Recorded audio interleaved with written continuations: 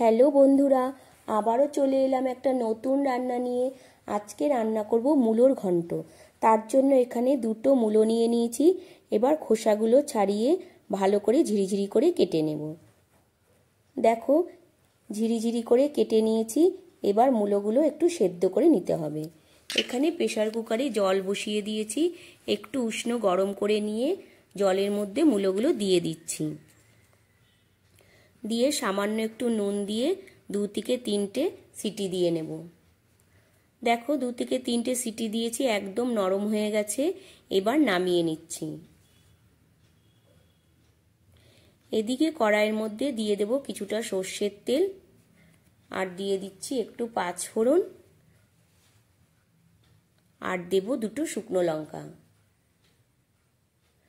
হালকা একটু ভেজে নেব।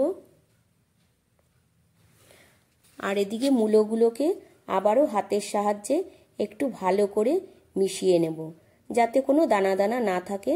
তার জন্য একটু ভালো করে মিশিয়ে নিচ্ছি। মেশানো হয়ে গেছে। এবার তেলের মধ্যে দিয়ে দেব,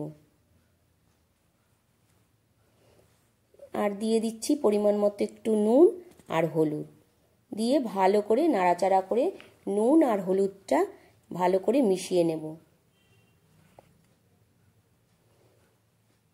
ভালো করে মিশিয়ে নিয়ে তারপর এর মধ্যে দিয়ে দেব সর্ষে আর কাঁচা লঙ্কা বাটা। আমি আগে থেকেই পরিমাণ মতো সর্ষে আর কাঁচা লঙ্কা বেটে রেখেছি। এবার এটা মূলোর মধ্যে দিয়ে দিচ্ছি।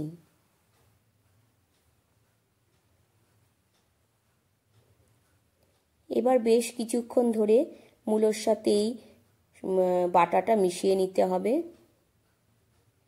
ভালো করে মিশিয়ে নেব। যতক্ষণ না একদম জলটা টেনে নিচ্ছে মূলোর, ততক্ষণ এইভাবে রান্নাটা করে নিতে হবে।